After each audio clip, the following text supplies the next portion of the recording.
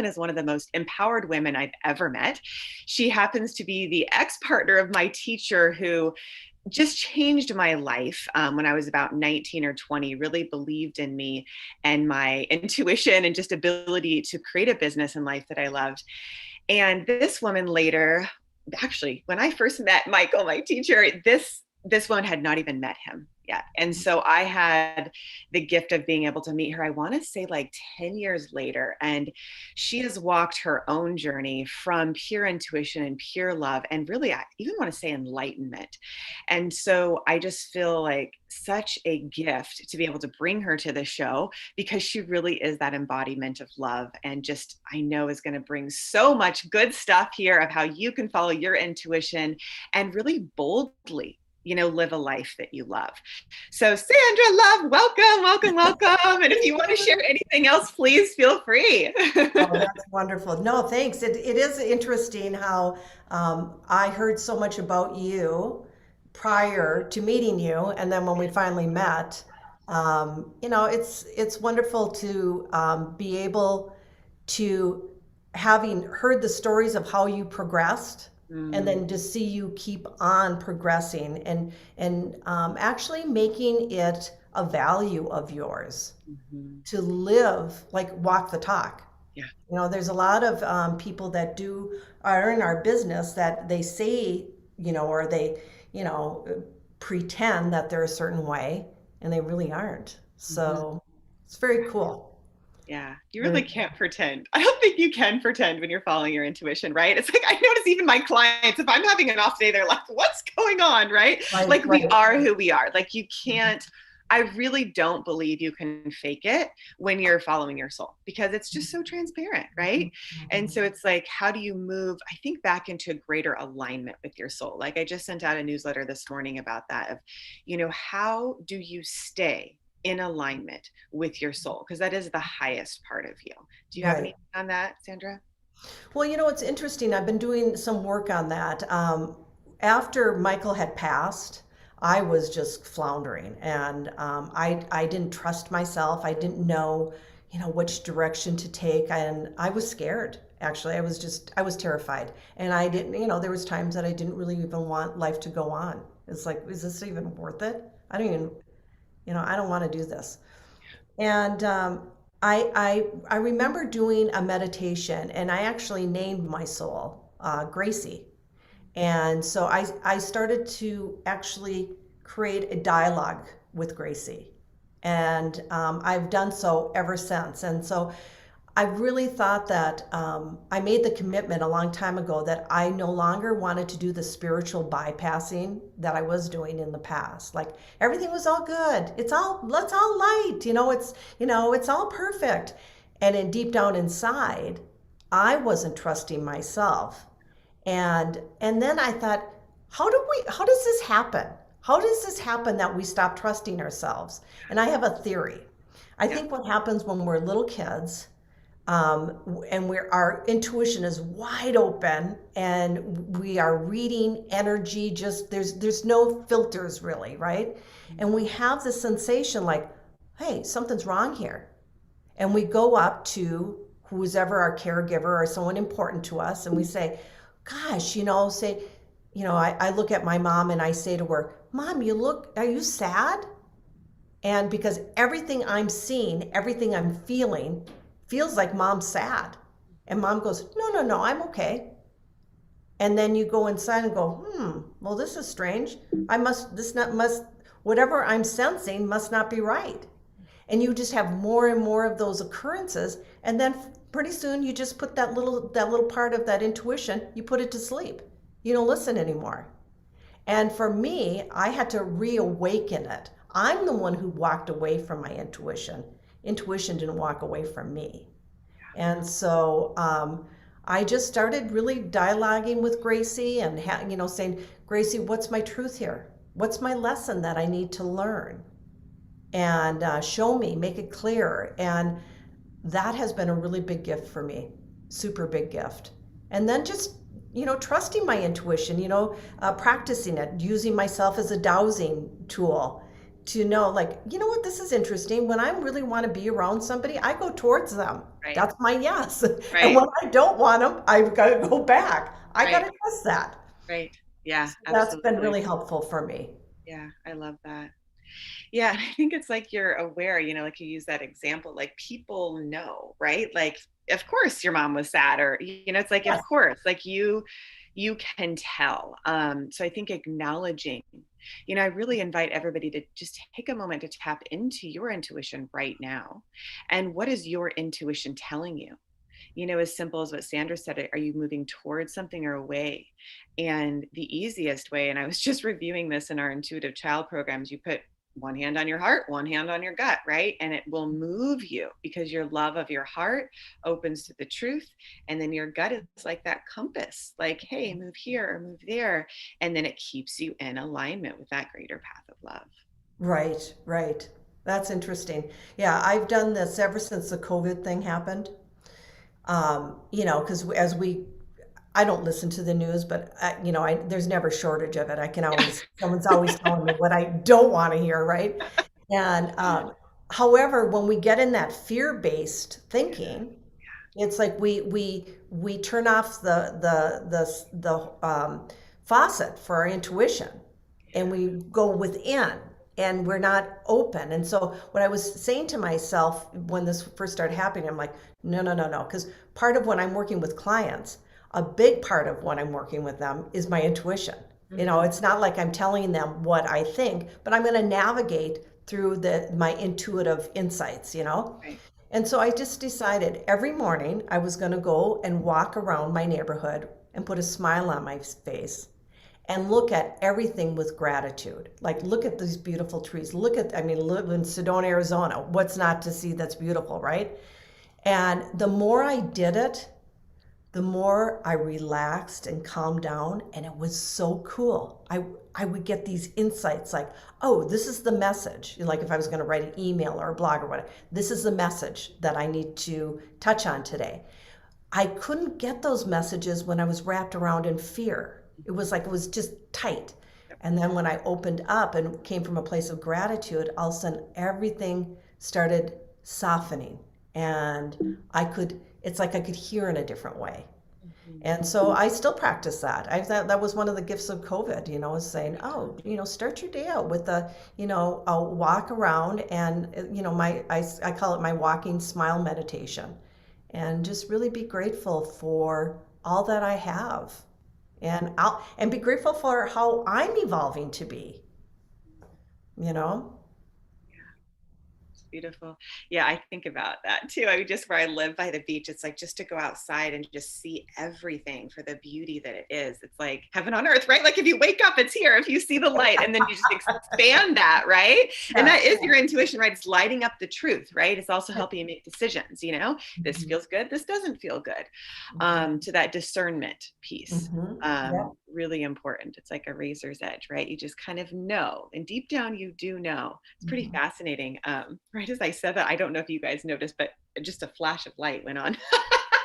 By the way, sometimes I see things too, so it could be possible. So anyways, it's funny, my phone's going off with One Heart Global. So I just want to share a little bit about what's going on with our mission. So we have the kids in Ecuador that we've been raising money for. And I think it was a couple weeks ago, I met with about 8 of them on Zoom. And so if anybody's wanting to support that mission, you can go to oneheartglobal.co. We have a course for kids coming up online that's a paid program. But this part is just donation based, right? So I gift the orphanages this curriculum. So if you want to donate to that, you can just go to that site, because I feel like that was meant to be that we saw flash and then my phone's coming up with all that stuff. So just putting that out there. And so Sandra, coming back to you, man, there's just so much light around you. What is it that you're doing now? Because I know there was such a huge transformation with Michael's passing and how you actually created your own company now and sharing your gifts. Wow, I think, you know what? It's hard to hear that he passed, right? So I think just connecting. So for those of you, just to kind of catch you up on the story, Michael, what was it? 4 years ago did he transition? Three. Okay. And so obviously we still feel his spirit, and I talk with his spirit a lot, but there was an imprint that he left for me and also for you of the light that helped you get to that next level of your ability to help more people. So Mhm. I would love for you to share, what you're doing now and how you've really taken that next step to help more people. Mhm. Well, I mean, I've been training people in NLP since 2009, and Michael used to kid me. He'd say, "You're my little poster child for NLP," because I had suffered from and struggled with social anxiety for most of my life. When it finally kind of broke loose, I was about 44, 45 years old. And so, I was really living this restricted life. I would have little openings of intuition and saying, "Oh, I should probably go here," but then I would retreat back in fear, and I kind of would stay stuck in my life. And so when I learned NLP, it was like I got my life back. It gave me my life back. And the more I learned it, the more I understood that when you bring conscious awareness, and it's like you take what's playing in the unconscious and you bring it into the forefront and you can actually see it. And it's like, oh, this is what's playing for me right now. Oh my gosh. Then I had the opportunity to change things. So I remember my first training. I'd been trained in NLP from other trainers, and then I went to Bennett Stellar, where Michael was, the founder of, and I wanted to be a trainer. I had always wanted to be a trainer. My entire, like ever since I went to college. And I graduated with a health education degree, and I just loved like inspiring people to be their best. And I remember the Marisa was asking people if, would you be interested, anybody interested in, learning to become a NLP trainer, let me know, because we're looking for trainers. And I'm like, oh my God, this is like a godsend. Could this really be true? Yeah. And so said, God, I went up to Michael, and it was actually my 45th birthday. And I met these people that I never thought I would meet, like-minded people, but in that class, I was just like, I was wrapped in a cocoon of love. And I said, hey, I want to throw my hat in the ring for this training position. Do you think I have what it takes? And he looked at me, and my eyes swelled with tears, and he said, well, I'm just curious, what's kept you from doing it in the past? And I go, I'm scared. He goes, that's 5 minutes of work. And I'm like, can't you just hear him say that? Oh, that's 5 minutes of work. I'm like, oh, it's not 5 minutes of work. That's a bunch of BS. But I thought, well, and he goes, well, next time I do a demo, volunteer. Well, keep in mind, I had social anxiety. The last thing I wanted to do was be up in front of the class. Although I braved it out and got up there, and he started asking me about training, and I kept on accessing this auditory file. And he finally said, what do you hear over there? And I looked at him like, what, are you crazy? Because that was early on in the training, so we didn't know about submodality stuff and all that kind of stuff. And all of a sudden I hear my third grade teacher's voice, Mrs. Wagner, saying, what are you, a stupid idiot? And I'm like, oh my God, it's Mrs. Wagner in there. And then he started laughing, and he got me to laugh at it. Well, what it was I was one of those airy fairy, Abby, you know this, where you're kind of do do do do do do. And I was in class and I wasn't really paying attention, but I was a sweet little girl, and no one really gave me too much trouble, except for Mrs. Wagner didn't like that I was being airy fairy and not being present. And so she said, Sandra, she was teaching long division, why don't you come up in front of the class and teach everybody long division, since you apparently know how to do it? You're not paying attention. And I'm like, oh man. So I was not only the youngest in the class, but I was the shrimp of the class. And so I went up in front of everybody, and I looked at the chalkboard, and I'm like, I don't know how to do this. And I said, I don't know how to do it. And she goes, well, what are you, a stupid idiot? And then she had me sit down. Well, I told my dad that, and he taught me math, for all that year. And math ended up being one of my best subjects. So I was living from a past experience in my present moment. And it kept me, it was like I was in cement. I couldn't move forward. I was stuck. And because anxiety, as it's our sympathetic nervous system turned way up. I was afraid of the future. I made huge pictures of how everything could go wrong. And when I turned Mrs. Wagner's voice into Elmer Fudd's voice, it was like, this can't be true. So ever since that day, I got my life back. And then when I learned dream sculpting, it gave me hope for my future.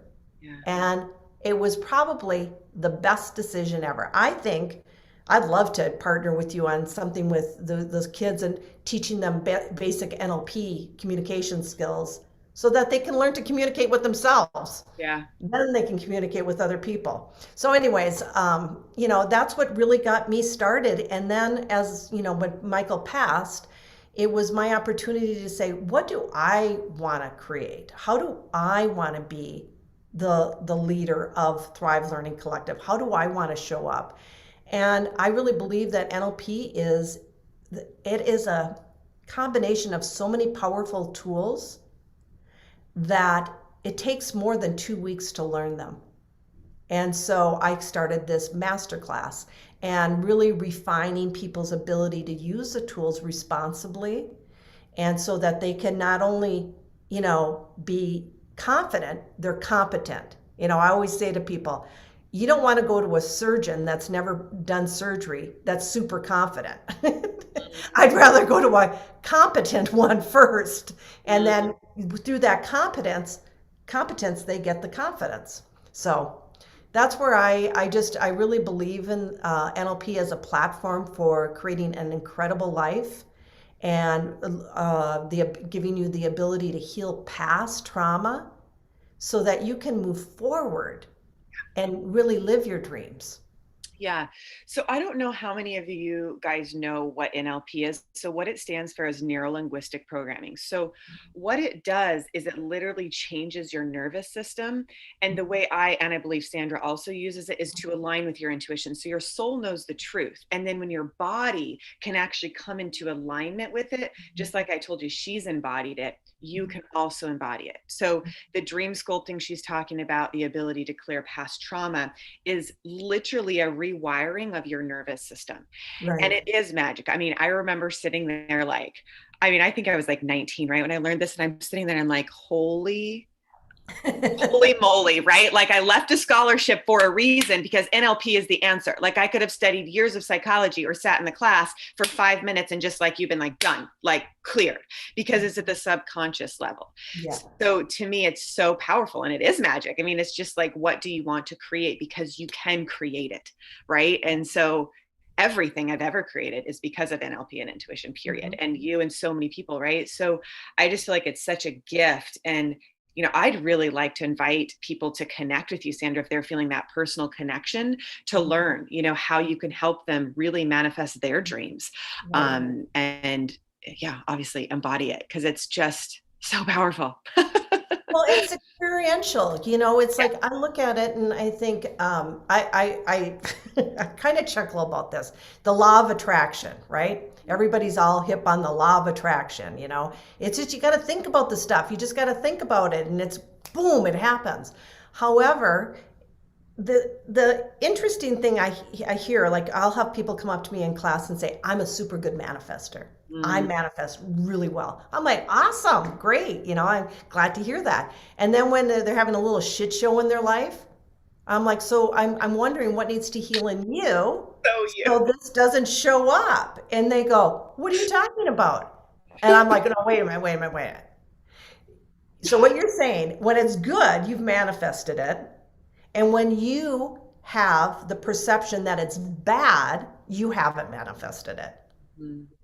And they're like, oh.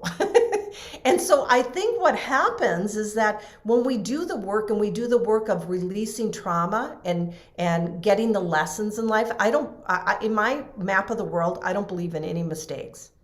I just don't believe in them. I believe that there are lessons that we are served, and we can either learn the lesson in a small way, or if we don't listen to our intuition, when our intuition says, back away, turn the other direction, but we keep on going forward, we get a little bit stronger lesson and a little bit stronger until you just, I call it the 2x4 moment. You get smacked upside the head with a 2x4 and you go, okay, I got it. And so when we release the trauma, that field of energy can flow and we can receive that information in such a pure way, such, like so steeped in love, that even when you're saying no to something, you do it from a loving heart. It's so powerful, and really beginning to, really stand and love yourself. You can't love anybody more than you love yourself. You can say it's love, but a lot of times that love hurts. And Michael did teach me one thing that has always stood with me. If it's love, it doesn't hurt. And I'm like, yeah, you're right. There's a great book. I'll have to text you the name of it. I can't remember, but it's all about love and how love doesn't hurt. That's not love. It's everything that we're going through in life. If we're struggling with it, it's the meaning that we've assigned to the experience that's making us struggle. If we actually, like when we're in a lot of pain, I had to do this myself. When I lost Bennett Stellar and I had to close it right like that, I had to just bring it in and say, thank you for teaching me my resiliency. Like I could still go on, even though it was painful and all that, because I had put a lot of years into that business. I still moved on. I was resilient, because the only thing we have control of is our response to our experience. That is the only thing, because I can't control anybody out there, and they can't control me. However, I can control my response to it, and that is liberating.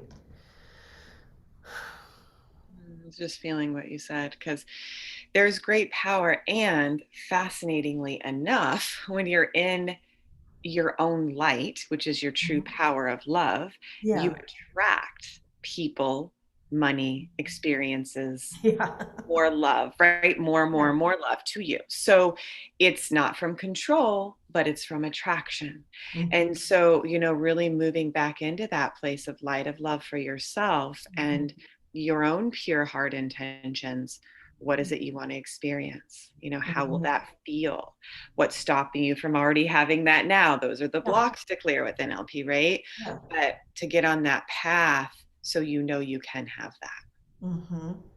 Well, and I think it's kind of, I've just noticed, I don't know if you notice this with your clients, but this past year, I've worked with clients, excuse me, when they show up, oftentimes their sympathetic nervous system is so on fire, they're not even at a place to work, like to really do the work.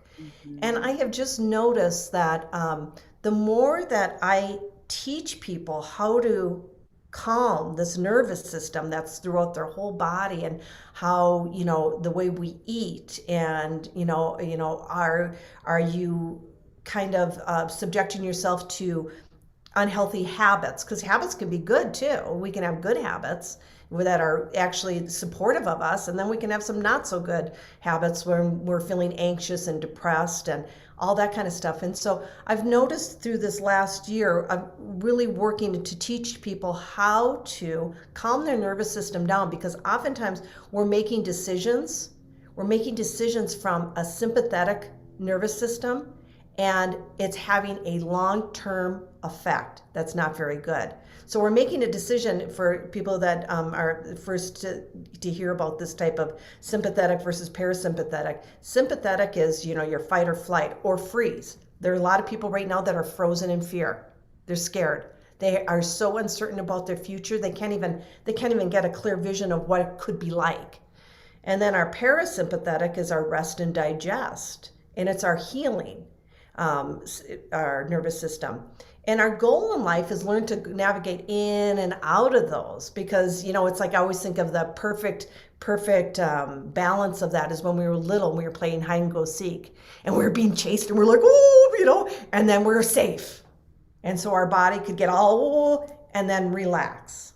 And with dealing with trauma, people who have had trauma of the past, when we heal that, it allows the person to go in and out of the sympathetic, parasympathetic system much easier instead of always being on alert. I mean, I'm sure you've met people where, they're always they're watching, right? Because they were brought up that they had to be hyper vigilant. Well, God, being hyper vigilant is exhausting. And it's not where creativity lies, right? That's not where we're going to see what we could be in the future. It's very restrictive. So yeah, that I just have noticed a huge difference in that. And then these same people that are highly affected by what's going on in the outer world, they tend to be drawn to watch the TV. And it's like, don't watch it. Don't go on the news. If it's bad enough, you'll hear about it. Yeah, I know. It'll come through friends or other places. I know I don't. And then I'm like, I'll intuit everything. And then people will come back to me and tell me exactly what I intuited. I'm like, all right, no worries. I didn't need to listen to the news. I already got it. And so it's just kind of like, yeah, whatever you need to know, I believe will come through your intuition or people you love, right? Sure. Yeah, that's for Filter sure. some other fear and stuff if you're getting it from the media, right? So, Yeah, yeah, interesting. man, so what's coming through, Sandra, is this sounds really funny, but I just noticed as you were talking, there is so much love in your hands. Like I just remember even doing this work with you when we do anchoring. So there's something called anchoring where you anchor on the physical body, right? And I remember she would touch me with her hand to do anchoring and I'd feel that love.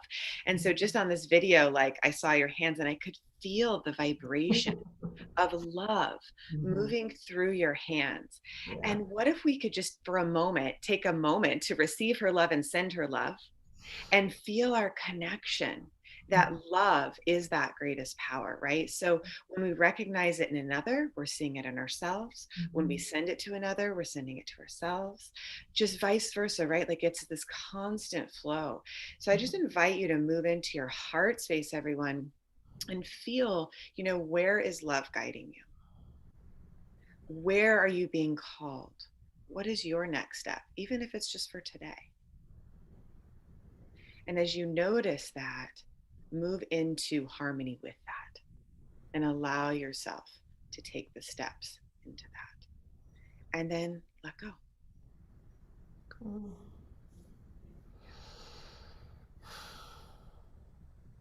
And we're all in it together. It's funny, just the timing of this, right? It's I think because we have a history of years of knowing each other, there's a softness and like, oh, like I am okay, right? Because of that. So it's like we build these relationships and maybe in your own life, everyone just look at where are the relationships of love holding you up, right? And reach out, connect. I think it's like I see this web of life right now, right? Just let it support you, right? Mhm. Yeah, and it's also surrendering, there's a level of, I used to, this was a huge struggle for me. I was always the giver. Yeah. I'm so giving. I, I got it. I'm going to do Yep. it all. Yep. And I realized I'll never forget having this insight that I was like, oh my God, that's a level of control Mm, because I wouldn't receive. mm, I was always the giver because that's safe, right? I was in control of the situation. And then when I just opened myself up to receive too, oh my gosh, my life just became so much richer. Had friends that, that I, since that time, I have developed friendships that are so pure of soul and heart and love that, wow, it's like, I don't ever want to have anything less than that. mm. Yep. I've gotten spoiled to be able to, it should be a give and receive. It should be that, not should, enjoy it. Enjoy this beautiful way of being, learning to love, not to be loved. There's so much, like people will say to me, what I really want is I want unconditional love. Well, you just put condition into love now Mm, because love is love. And the more, if I'm loving Abby in all of her totality, and I just love you, I just let you be you. mhm. And then you being you can love somebody, and I don't have to worry about it coming back to me. Hmm. It's just there. It's just there. And that was probably the biggest lesson I learned, because a lot of times when Michael was going through his death process, people would call me and tell me what to do with them. And I'd be like, "Well, wait a minute, hold on." I last I checked, this was Michael's process, Yeah. and I'm going to hold a space for him to navigate his death, because death is just a part of life. And it was probably one of the most proudest moments of my life to be able to hold a space for him to navigate this the way he needed to. It wasn't my agenda. And I loved him throughout the whole process. And I've done that with my parents, done that with my children. Whenever I feel like I'm getting too involved, like I got to control and I got to tell them what to do or whatever, that's not love. That's not love. That's control. Mhm. Yeah. And conditions. Yeah. Huh. Yeah. I was just feeling into the light of his process of the transition, right? That the soul kind of goes on its own path, and we Yeah. can be there to hold space, but it's not forced, it's just allowed. Um, so I think that's one of the beautiful things about you is you create that space, right? That allows the truth to be revealed, you know? I will tell you a story. This was like huge. I don't mean to be all this about death and whatever, but it was a very interesting experience I had around the death process with Michael with caregivers. So he was in a rehab, and that's where he actually had his heart attack, and he was taken to the hospital. And the nurses in the rehab, when I would walk in, they would be, "Oh God, there she is." There she is. Because I was super protective of him. And Mm. I would check his medications and all this kind of stuff. And I was always very nice to them. And for the first time in my life, I walked in, I didn't really care if they didn't like me. It's like, oh well, I don't care if you like me. Right now, I am a guardian of this man, and I'm going to protect him with everything I have. And I'm going to make sure that he is the best care, right? So I would go in, and there's like, oh, Sandra's here, whatever.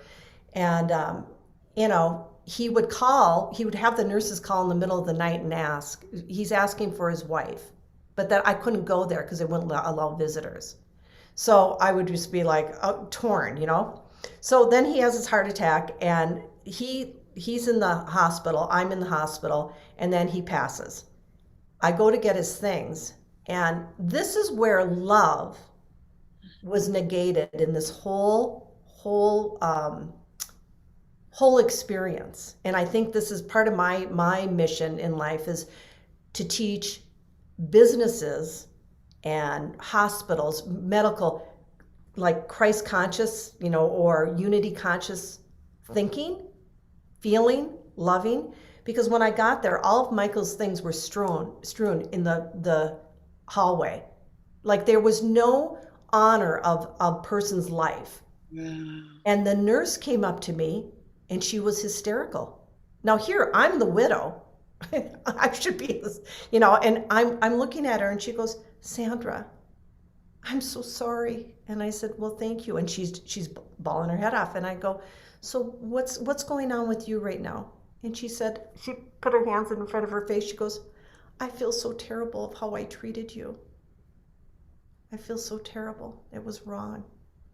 And I said, "Okay." And I said, "Well, you know what? This is a lesson for both of us. And I know it wasn't your intention, and I accept your apology. I just want you to remember something. Every patient that's in your rooms that you're taking care of could be a son, could be a daughter, could be a mother, could be a father, could be a friend, could be a lover, a spouse.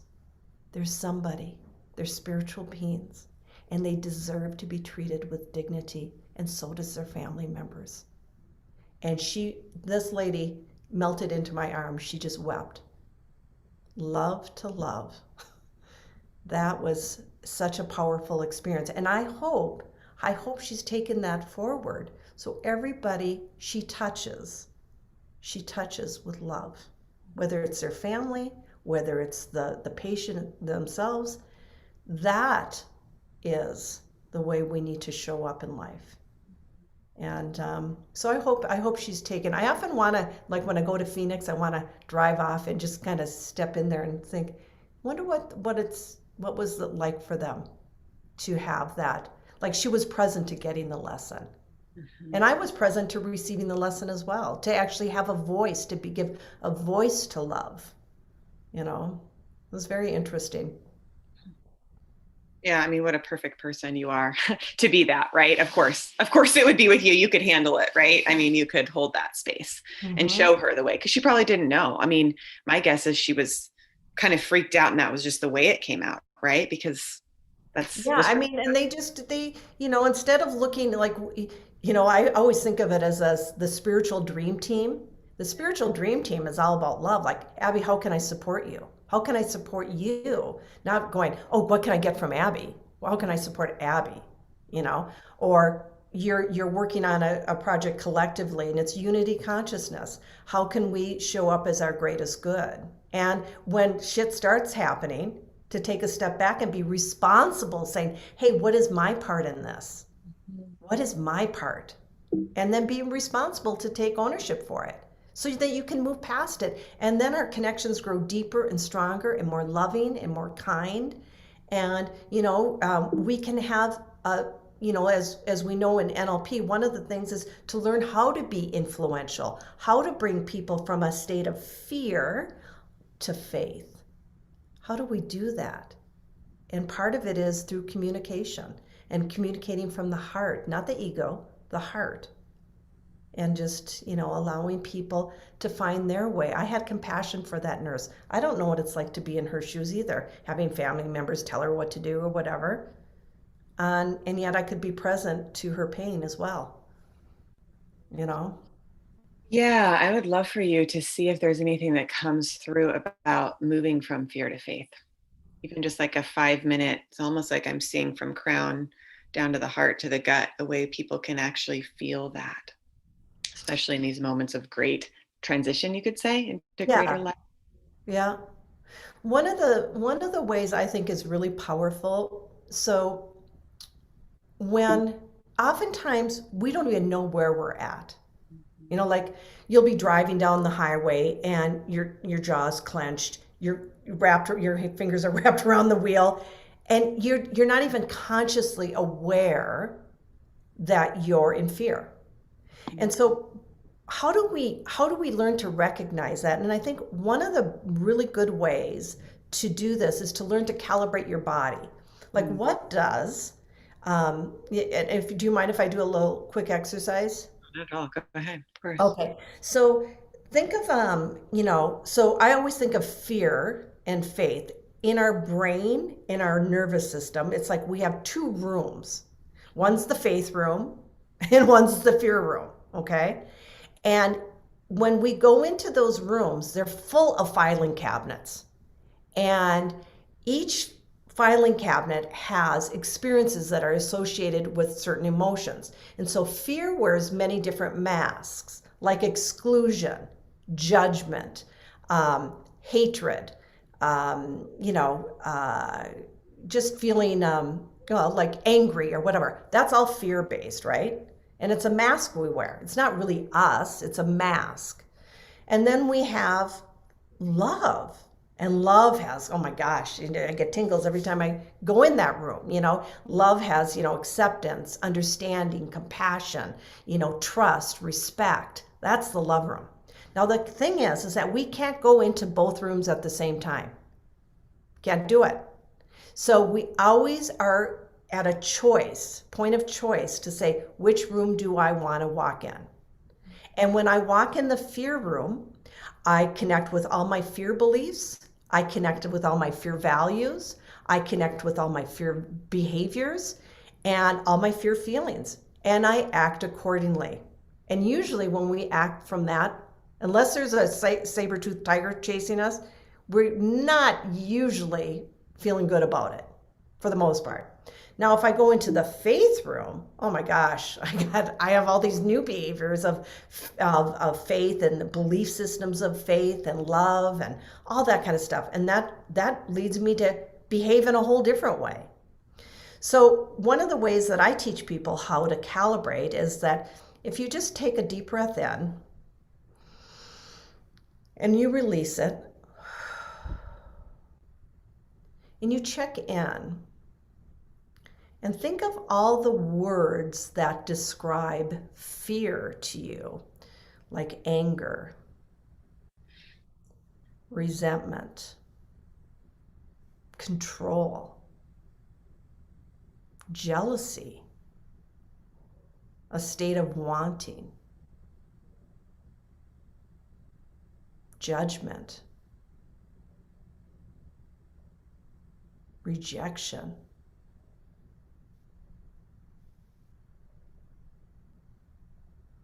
Being controlling. And just notice when our words trigger our neurology. And our neurology fires off our behavior and the way we speak. And just notice what that feels like in your body when you wear the mask of fear. And you might think of even other words that describe fear for yourself. Feeling less than.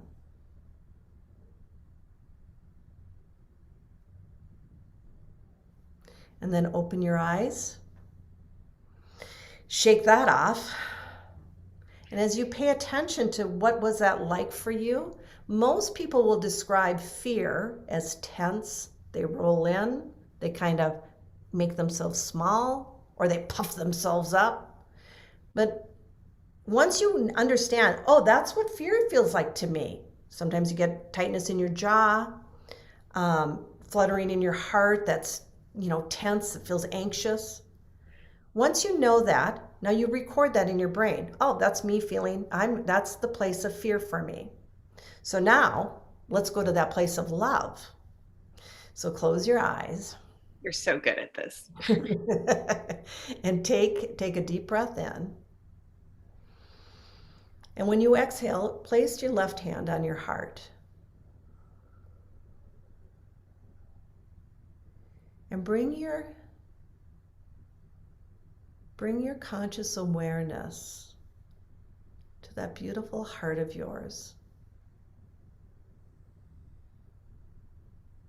And bring up a memory that reminds you of such a beautiful experience of love. Perhaps you gave love, or maybe you're receiving, or maybe it's a little of both.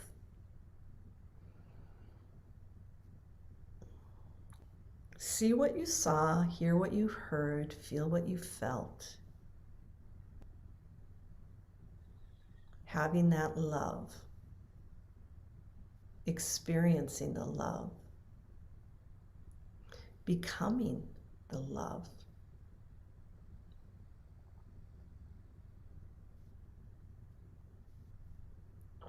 And let's think of all sorts of words that describe love, like acceptance and understanding, compassion, joy, excitement.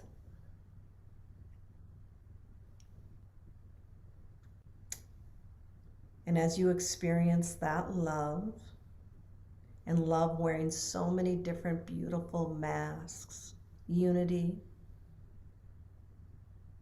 being more concerned with loving someone versus being right, that love. Stepping towards someone in need and loving them, holding a space. And just notice what that feels like in your body.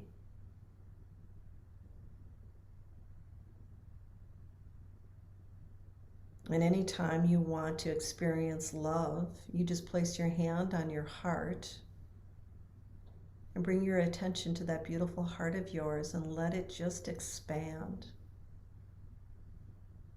And I oftentimes just see this beautiful, beautiful pink light coming out of my heart and wrapping me in a cocoon of love.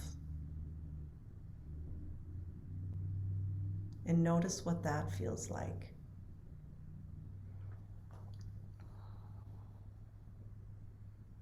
Teaching your body, teaching your conscious awareness to become aware of what love feels like. Take a deep breath in, and then release and open your eyes, coming back to the present moment. It's really powerful. I felt a lot of discernment. And I think that's fascinating that we talked on the show about discernment. And then personally, one of the gifts I get is I get to share with speakers my personal life. So before we went live, we were talking about that, right? To discern what is love and what isn't. So it's very fascinating as I was doing that with you to keep my hand on my heart. And so, I invite us all to just take that in, that experience, whatever it was, and remember it. And one thing that I love about this work is the change is permanent, because at a subconscious level, when we're changing, we're re-imprinting. Mm-hmm. So your nervous system has an upgrade now, mm-hmm. and just an evolved awareness. So that was really, really beautiful. Thank you. And then you can be consciously aware of, so when you're feeling a certain feeling, it's uncomfortable, or maybe it's comfortable, you can just check in with your body and go, okay, so what's happening here? So if I'm like, if someone's asking me to do something and all of a sudden I feel my body, I kind of recoil and I go, oh, okay. I don't have to judge it. I can just say, oh, I'm having a response that is more fear-based. So this may not be in my best interest to move forward with this particular, or it could be I'm scared because I'm having to grow a little bit and it is scary. So I could actually flip that to go, well, how about let's be excited? Oh, this is exciting. It doesn't have to be scary. It could be exciting because our words mean something. Our words are triggers. Yeah. And so I thought of this when we got on today because it's cold in Sedona this morning. And I thought, do I want to say it's cold? Maybe it's just chilly. If it's cold, I'm going to be really cold. That's awesome. The other thing that's coming through is the word expansion. So I had a very similar experience to you with NLP of this like expanded energy, right? So, noticing where maybe we might feel fear, but can you expand into the love? It's almost like if you could put the light in the middle of that fear, mm-hmm. watch it expand and kind of like blow up with light, right? It's just like, and so funny, God, love is so powerful. So I don't know how many people that are watching right now that got my newsletter, but at 5:30, I woke up this morning and I heard, what was it? Like, let your open to your spirit. We are all one. And so as I did that, exactly what I'm telling you right now happened is literally the room exploded with light, like all these beautiful little golden sparkles, like everywhere. And I was like, what? And so if one just sparks. So if we actually make that choice to move into the light, that light is love, and it can actually dispel that darkness, right? So even if it's just a little bit, it's enough light to then attract more light, just like everybody listening right now. Mm-hmm. So whatever your heart's desire is, your biggest dream. And, I just also sent out a video about your dream even being bigger than you, because it has to be to expand, because it includes more than just you. Right. Right. So that's the oneness. Think of all the people you and I have helped and Michael has helped because we've worked together. Like, I mean, I used to do sales and marketing for that school. It was like, think about all the people we help because we connect. Mm-hmm. So, just food for thought, right? But listen and feel what feels true for you, because, I mean, I'm thinking of another client who's writing a book. It's like, I just keep supporting him, like, because there's so many people that want that. So what is your message that is really meant to be served, that when you bring it out, you help thousands more, right? Mm-hmm. And it's kind of effortless in some ways, you like, get pulled towards it, right? It's like that's why I think it's really important to choose your emotions rather than excuse your behavior. So when I say we have a dream, we're going to do it. We have this dream we're going to work on together, and I've never done it. Maybe you've never done it, and we start getting a little fearful and don't know if we can, or we doubt. All that kind of stuff goes in. But if we invite the awareness of love into that constricted feeling, we start opening up to possibilities and like, oh, okay, well, maybe we could do it this way, maybe we could do it that way. And then we can move from that fear to excitement. Oh, well, it's exciting. And I always say, if it's not a little like, oh gosh, do you think we can do it or whatever, is it really worth doing? We have, this is like an invitation to grow, like you said, to grow and expand, to stretch. If we do the same thing over and over and over and over again, I mean, I don't know. I mean, I know that both of us are entrepreneurs. We couldn't live that way. It wouldn't work. No, I mean, there's certain things that work I keep doing, but if they don't work, stop doing it. Right, totally. Yeah. And that's what makes life exciting, and we're always learning new skills. I just think of when people, oh, my heart at times aches for people that are just in the status quo. They're not expanding. They're not pushing themselves to be better, to learn more, to apply it. And let's keep in mind, learning is great. If it's not applied, it's just information. Right. Right. So I'm really big on applied learning. So gosh, yeah, if it's a little scary, that's okay. That's okay. But and when you bring love into that fear, check in. Do you still want to stay back in fear, or do you also need to start opening up to possibilities? Chances are you're going to open up to possibilities, and that's your direction to move forward. It's really hard to make decisions from a fear-based, creative decisions or opportunity decisions from a fear-based state. Just challenging. I mean, we have to move out of fear to faith and say, okay, how can, creativity to be in spirit, to be creative, is to be connected to your heart. And bringing all that ego shit, oh, I'm going to be judged, I'm not going to do it right. I mean, people will say to me, oh, well, they'll criticize maybe if I've done a training and maybe I didn't nail one particular thing. But they're the ones that want to be up where I'm sitting, right? But they're not up there. And I always say, hey, thanks for the critique, thanks for the feedback, appreciate it. And, if anytime you want to come up here and do it, feel free to. Well, that pretty much calms them down because they're so afraid of judgment. At least I jump in and do it. I'm not going to do it perfectly. I'm going to do it the best that I can. Mm-hmm. And sometimes my best is like outstanding. And sometimes it's so-so. Yeah. But, coming from that love, I have to love myself and accept myself enough to know, to just meet myself where I'm at. Yeah, I love that. It's powerful. Yeah. And to me, you're just such a teacher of unconditional love, right? Like you hold that space for other people, right? Like you just love them where they're at. And I think that's beautiful if we can apply that to ourselves. And just from this moment, what's next, in that place of unconditional love. What I usually do? I usually open for questions. So there's just like a couple minutes left. So I'll give everybody the phone number. If you have a question for Sandra or I, you can call 858-692-4555 and we'll be here for a couple more minutes. Sandra, is there anything else you want to share? And could you also please give your email and information where people can work with you? Sure.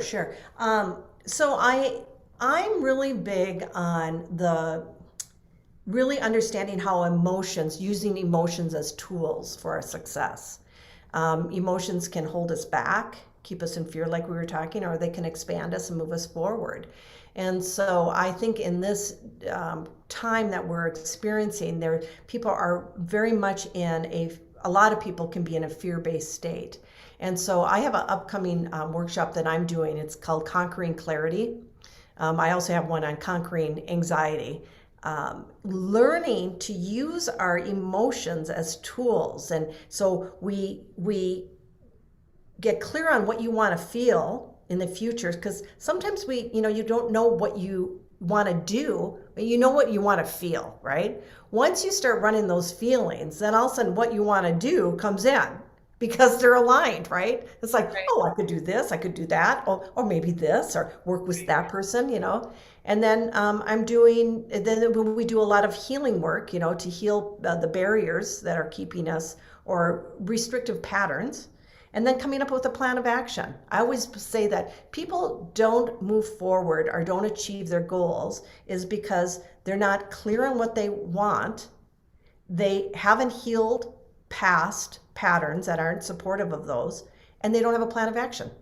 Once you kind of get all that going, all of a sudden, oh, and you work your plan and you stay aligned. You know, you're talking about your intuition. Allow your intuition to be your best friend, to be your GPS, to tell you, you know, to guide you where to go. And so I'm a really big, you know, that's probably belief systems and emotions are probably my biggest, you know, focal points when I'm working with clients. So if anybody wants to contact me, they can call Sandra at thrivelearningcollective.com, and they can email me that way, or they could call me at 802-598-6078. And I don't know if you have a place where you put links, but I can send you the links to that Conquering Clarity program if you want, and you can post it for people. Sure. Yep. Yep. Yep. Yep. Yep. If you want to send that to me, absolutely. Yeah. We'll put it on the audio version. Sure. Yeah. Yeah. Yeah. And if there's anything, if you want to just spell it just real quick, just because of the video, I don't think I'll have a place to write the description. So do you All want right. to spell it just to make sure people have it? Thrive Learning Collective. Your email. Let's just Oh start with yeah, you. sure. It's Sandra, Sandra, at, and then it's ThriveLearningCollective.com. Did I do the spelling strategy? I think you did it perfectly. I think it's perfect. So yeah, I'm so glad. Yeah, and please reach out to her. She's incredible and will change your life. So, anyways, thank you so much for being here. Is there anything else you want to share with the audience before we log off today? Well, I just want to thank you for having me. It's really, it's an honor, and I'm so proud of you. I know Michael has always been so proud of you and still is from the other side. And really learning to trust your intuition is a very, very powerful resource to have. And in order to trust it, you have to use it. And the more you use it, the more you feel comfortable using it, and the more confident you are in using it. And the clearer the information is going to come through. So thank you for all the work that you do. I appreciate it. Love you, Abby. Love you too. And thank you everybody for being on the show. And we will see you next week. Take All care. right.